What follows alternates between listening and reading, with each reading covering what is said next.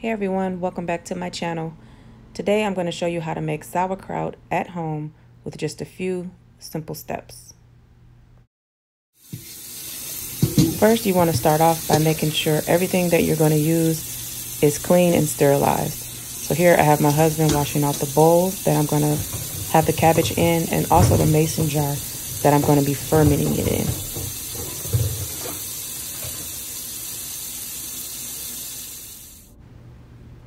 Next, you want to take your cabbage and you want to take off all of those wimpy outer leaves. You want to take those off, and you don't want to throw them away because we're going to actually use some of them later on.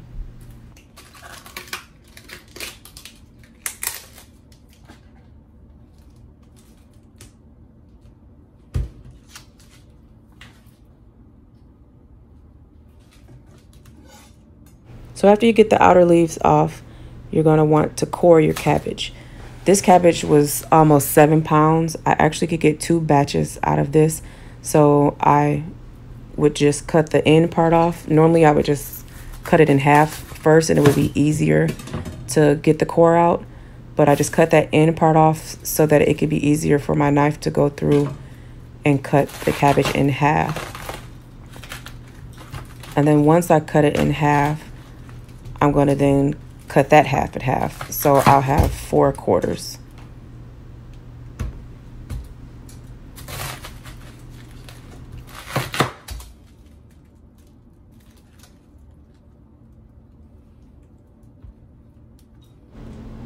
I actually set the 1/2 to the side because this recipe calls for 3 pounds of cabbage, and like I said, this cabbage was 6 pounds and something. It was almost 7 pounds.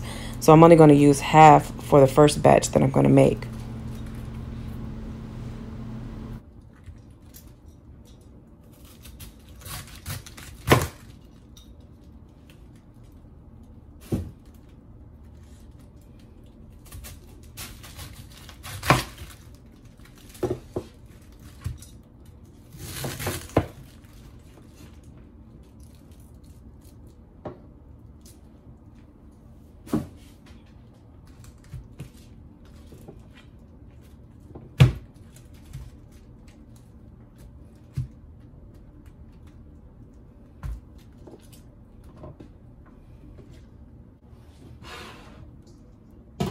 So once you have the core all taken out, this is when you want to start cutting your cabbage.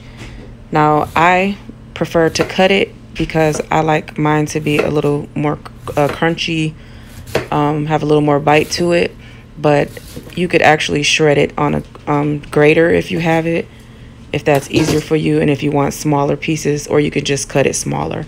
But this is the way I like mine, so this is the way that I chose to do it.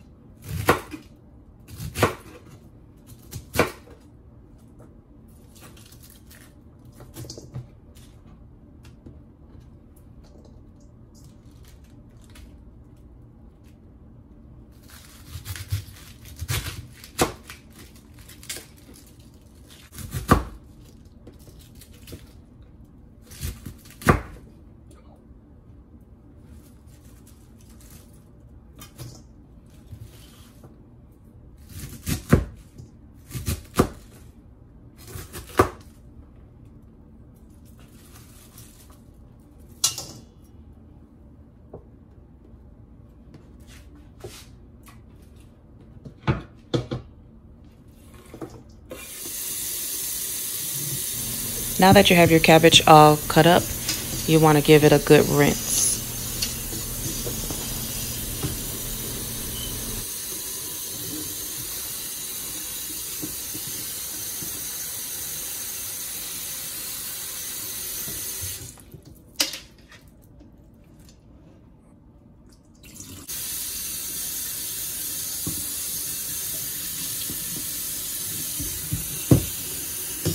After it's been rinsed a couple times, you want to leave a little bit of liquid at the bottom. This is going to help for the next steps is when you go to massage the cabbage, and also at the end when you're going to need a little extra liquid. Here I'm using sea salt. The recipe calls for 1.5 tablespoons of kosher salt. I didn't have kosher salt, so I just used what I had. So I used 1.5 tablespoons of Mediterranean sea salt.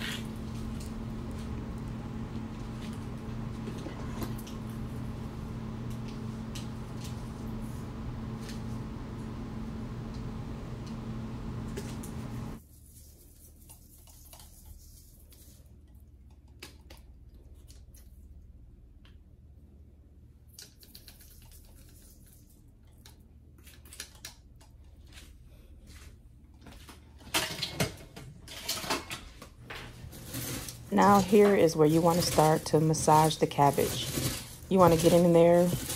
I'm using one hand here. Eventually I'm going to use 2 hands because you want to do this anywhere from 5 to 10 minutes. You want the cabbage to get to the point to where it's starting to wilt down a little bit. As you can see here, it's kind of shrinking a little bit. It was at the top of the bowl. You see the liquid that I have at the bottom there? That liquid, like I said, is what we're going to use later on. I have been massaging for almost 10 minutes here, and I'm just showing you how it looks at this point.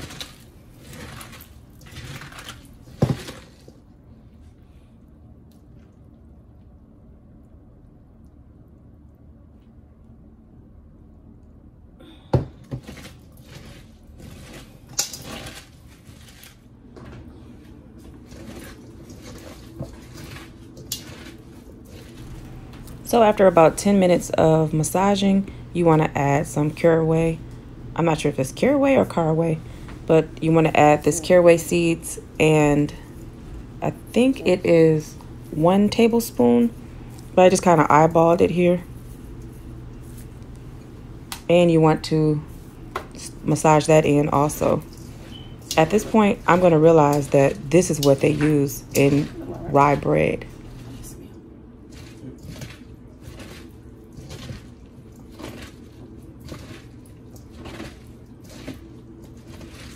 Teaspoon, tablespoon, I don't know. But I think I did about that. Oh, I can smell it. That smells like the stuff that be in the rye bread. I never knew that. I even had my husband smell it. The seeds, that's caraway seeds that be in our rye bread. Okay.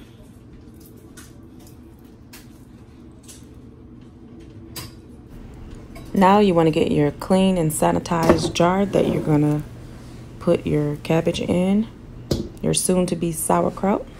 This is a 1/2 gallon. This 3 pounds of cabbage makes 2 quarts. So instead of making 2 quart jars, I just decided to put it all in 1/2 gallon jar, and it actually fit perfectly at the end, which you'll see. But you want to start adding it. And at some point, you're going to want to get a sturdy spoon, and you're going to want to push it down, actually pack it down halfway through this process.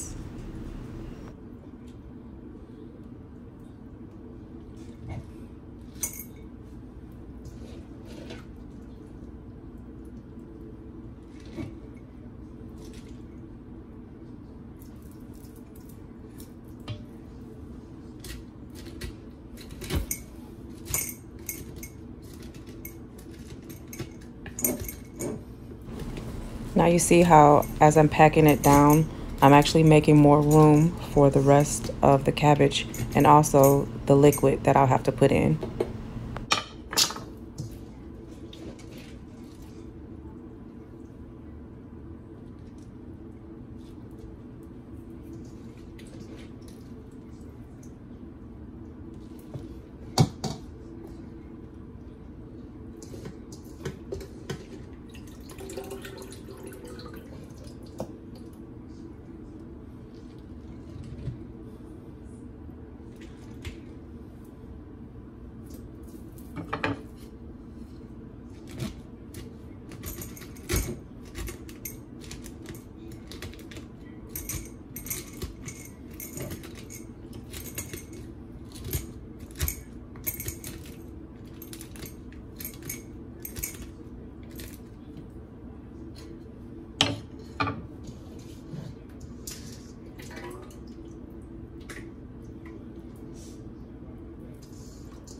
Dang, babe, that was perfect.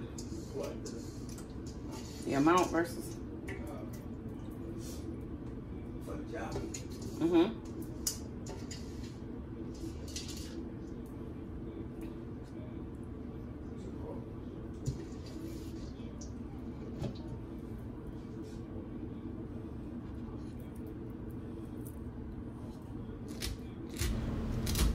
At this point, I'm going to pack it down one last time before I add the liquid. So you want to pour the liquid that's left in the bowl. It should be just enough. You don't want it to go all the way to the top because you don't want it to overflow, because we're going to have to cover this in a minute.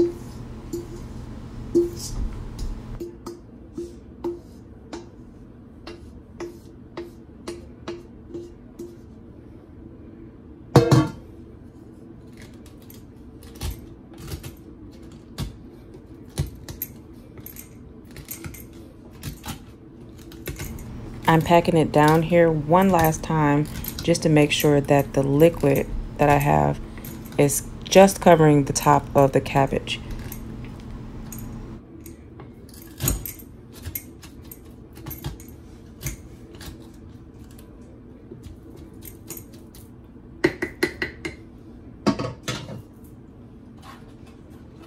Remember in the beginning when I said to save those extra cabbage leaves that you peeled off? This is when you're going to want to rinse those off, and we're going to actually use these to make sure that the cabbage that's floating on the top of the liquid will stay down. You could actually get a jar and put some kind of weight inside of it, like a smaller jar, to push down in there, but because my jar is shallow, I wouldn't have enough headroom to do that. So this is when you could take a leaf and you fold it and you put it in the top. Here, the way that I put it in, it was too much liquid. I thought that was getting on top of the leaf. So I'm actually going to take it out and I'm going to flip the leaf over and try again, and then it's going to work.